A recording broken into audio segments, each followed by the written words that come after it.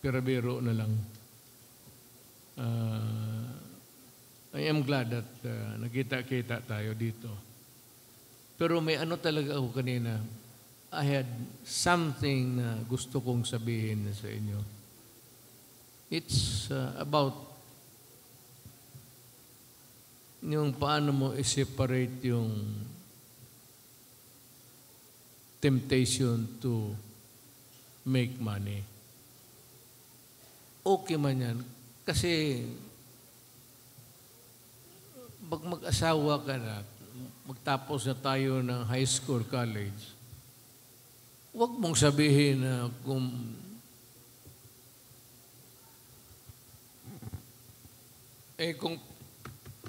paganoon ka, 5 ang anak mo, paano mo suportahan sa sweldo yan?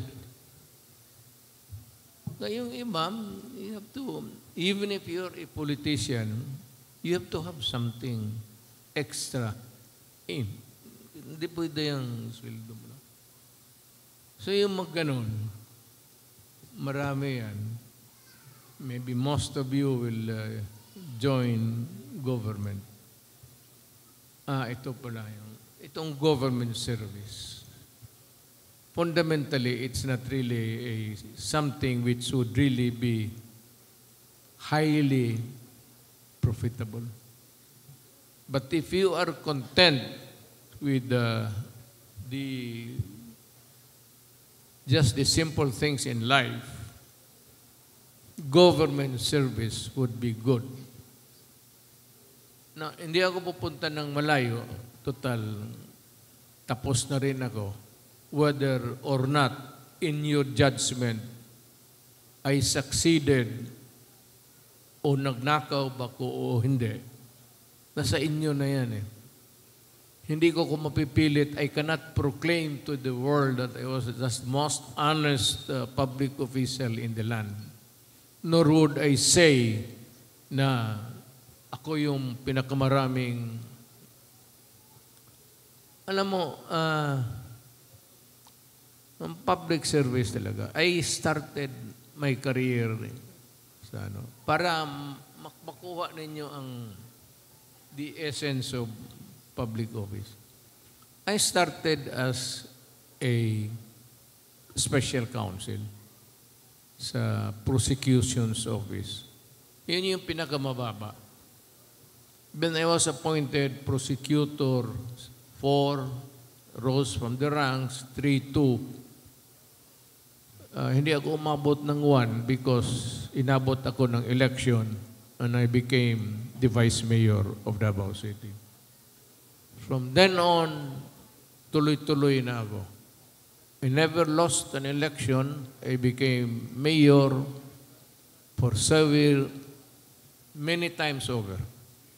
Naka 9 years ako plus another set of 9 years. Became a congressman and eventually I became president. Ang masabi ko sa public office na kung kontento ka lang, as you go along higher, it will improve your environment, your situation. Kasi medyo malaki yung pera eh. Magkapag-aral ang mga anak mo. And kung maging politika ka, nasa politika ka, medyo marami kasi ang allowances and everything. Pwede ka makapagpadala ng anak mo sa Manila, aral sila doon. Pero kung sabihin mo na 10, hindi na kaya yan. 1 or 2 or 3. Pwede ka makapag-aral ng, just like my father. My father was governor for 3 years plus. Nakapag-aral kami, ako, pati yung kapatid ko. Yung iba, dito na. Lumalaki na kasi yung expenses. Bata pa kami. medyo kaya pa. Pero yung lumalaki kami, nag-asawa na, kailangan na ng tulong yung iba, medyo lumiit yung so sila, dito na lang kayo. Kasi yung mga kapatid ninyo, may asawa na kailangan ng tulong. You know, when you get to start in life, you are not that well off. Ang akin lang, because from a prosecutor, I was lucky enough to be a mayor and then eventually president. Nung na-presidente na ako, wala ng kasos kasi halos tapos na lahat. So yan lang ang maano ko sa inyo that maybe kung naisipan ninyo to join the public service, not politics, okay yan. Maganda. If you are sincere and you are really competent in your estimation na kaya mo, try it. Give it a try. Dito sa harap ko, marami na akong nakikita dito na sa politika na. And they're making good. Yung perception na wag ninyong disabuse the mind na yung mga politiko na sabihin mo na dyan sa politicians rather na nasa gobyerno. Meron, pero hindi lahat. It depends on the opportunity sa office. Lalo na yung walang accounting. You can get the money and spend it just like as if it is your own. And there is probably no strict audit or an accounting for that money. But kung ikaw matino ka, you will gawin mo lang yung tama. Ayaw ko nang mamalayo kasi wala akong maituro dito na hindi ko kilala kung anong history nila. But ako started as a special counsel, prosecutor, then mayor, eventually diretso ako sa presidency. Nadumaan ako sa presidency. My life is an open book. Kung saan ako nanggaling noong mayor pa ako, vice mayor pa ako, naging presidente ako, pagkatapos ko sa public service, nung fiscal pa ako, yung bahay ko sa Dunya Luisa, ganun na yan. Anyat nakapag-paaral ako sa kanila. Sa ibaw ng pera, ito, pinaaral ko sa San Beda kasi galing ako doon. Bingbong, Medialdia. College of Law, San Beda rin yan. Ito po rin iba, dito ko na sa si Inday, dito lang yan. Ito sana kasi gusto kong kumuha ng law. Ang nangyari, common law lahat.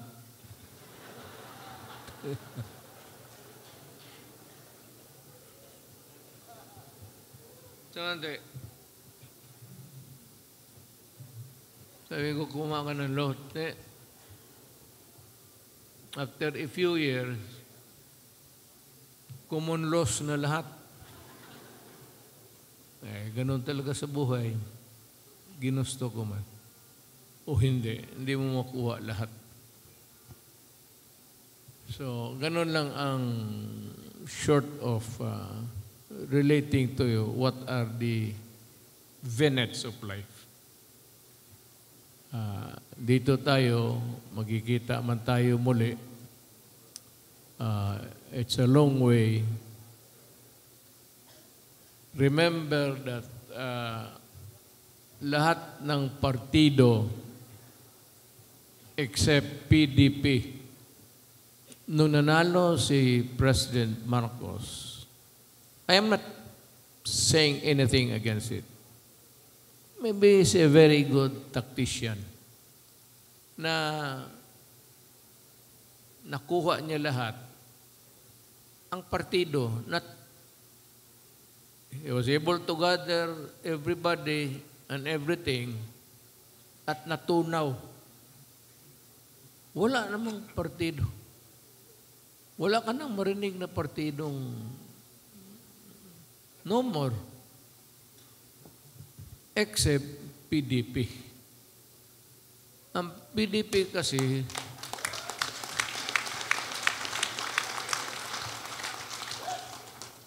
kasi hindi ito back up ng milyonaryo. Sa totoo lang yan ang ano dyan. Wala itong bata-bata na ito kandidato ka sa tobacco, ito kandidato ka ni no such thing. Ito kay Ramon ka, kay Lucio ka. Wala sa PDP yan. Wala talaga. I don't know sa order.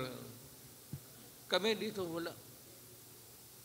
And we never ever naghingi ng ako, kumpiyansa ako kasi malakas talaga ako sa Davao. I mean, starting from my father, he was, I said, governor for so many years, and Davao City was part of the one big province na lahat kami tao dito bubuto ng governor. So, walang yon. Walang question na may political stock na ako. Yung sa iba, siguro, ibang istorya, ibang equation naman. So, yan ang ako mag-wine ako, not because I want to drink. It's because I have Berger's disease. Berger's disease is sakit ng utak. Pagka ang tao takot, ang sprayan mo to,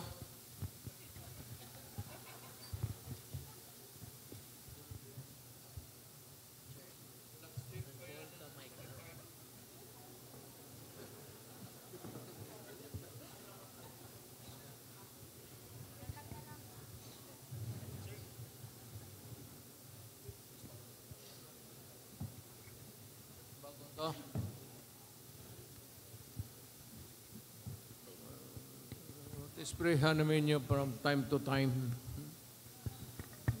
Sabihan mo na ipagaan pagkatapos, iligpit mo ngayon pagkatapos nito. Bukas another event, ilagay mo naman dito. Tangina ilang laway na kaya.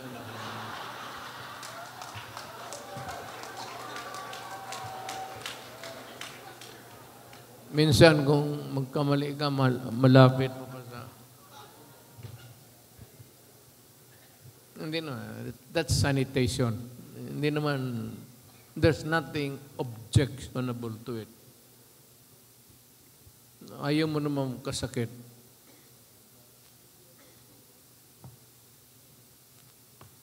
Masaan ba ako? Utang ina.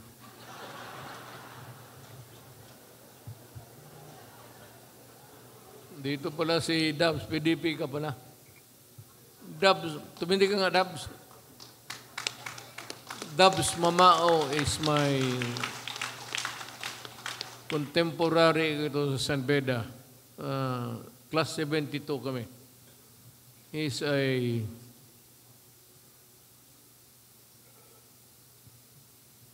Maranao ka, no? Parang ang lola ko kasi Maranao rin.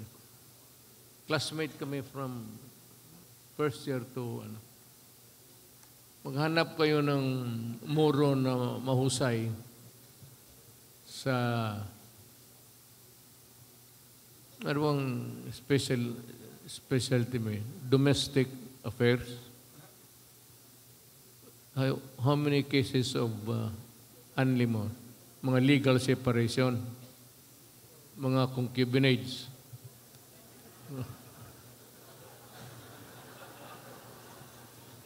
Imoro to, dahil maraming asawa.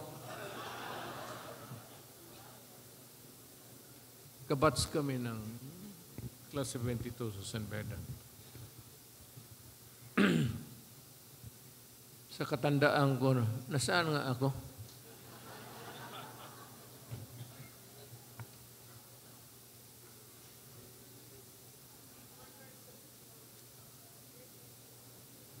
Hindi, nasaan ako? Nandito pa ako sa Davao ngayon.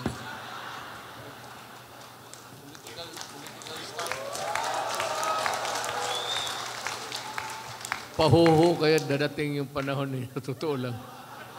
You will get old. Pagka dumating ka, minsan, hindi naman lahat ng panahon. Sino ang pangalan mo?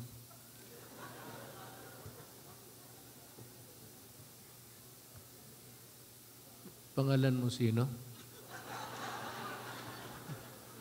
Yung taga Davao, alam ang pangalan niya. Ako hindi ko alam ang pangalan mo. O yung son-in-law mo naman. Sino pangalan ng nanay mo?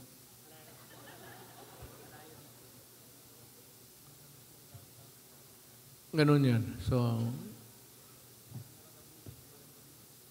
mas maganda kasi itong sense of belonging, actually. Mag-shortcut na ako. Mag-segue na. Alam mo, elections are coming in. Remember that lahat ng mga partido na pumunta kay Marcos, I'm not saying anything against it. It is good. It shows the markmanship, target ng ubusin kayo. Pero ang nagpaiwan kasi, ang talagang nagpaiwan, whether most vocal or in some places, silent, pero nandito pa rin sa opposition, ang PDP. Yan.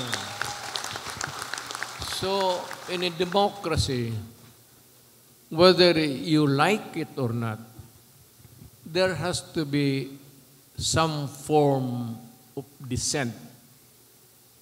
Alam mo sa demokrasya, you define democracy. Sabihin mo lang, it's a system of government without dissent. And that is not democracy at all.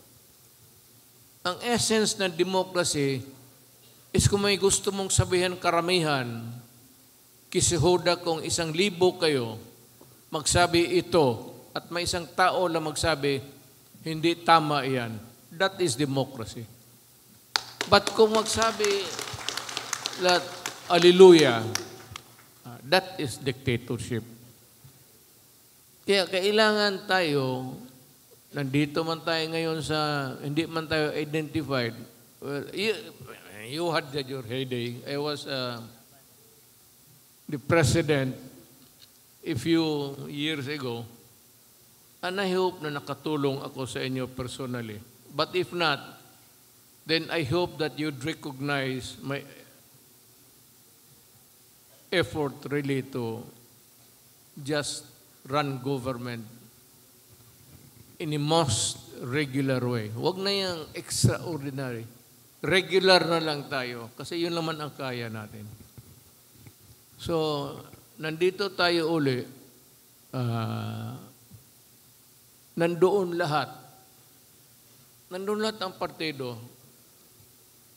At alam ko matutunaw yan. At the end of Marcos' term, magre-regroup pa yan. Mag-aaway pa yan. While ang PDP, established na tayo, wala na tayong pag-aawayan. Yan ang totoo. At wala tayong sinusunod. Believe man tayo kay Marcos. No problem about it. Marcos is good. Give it to him, the honor. Marcos is excellent.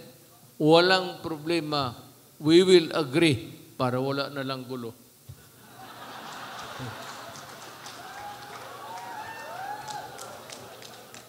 Alangan. Pero, well, wala naman, as it is, wala namang masabi. Otherwise, I'd be the first really to shout. Yung wala namang abuso si Marcos na ano. For as long as he maintains his, yung ganong ugali niya, okay lang. I think that I can live with him. I can bed with him.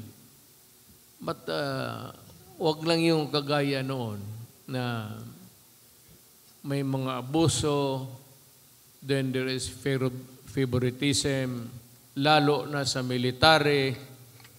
Kung sino lang ang papasok na gusto nila, military yun. Walang iba. Ayaw pakialaman ang mga gago. So, yung mga ganun. For as long as government is run in a regular way, wala man tayong problema. Ako, I do not have any qualms against Marcos. Serious enough for me to speak out and say, Mr. President, we do not agree with you. Mr. President, you are wrong. And Mr. President, you stop it. Kasi hindi na maganda sa bayan yan. I have not reached that point. But kung meron akong hindi nagustuhan, out of respect, hindi naman, it does not really would go into the core of governance na walang, hindi masyado abuso. Sinisekreto ko. Pakisabi sa amo natin na, alam mo, baka mas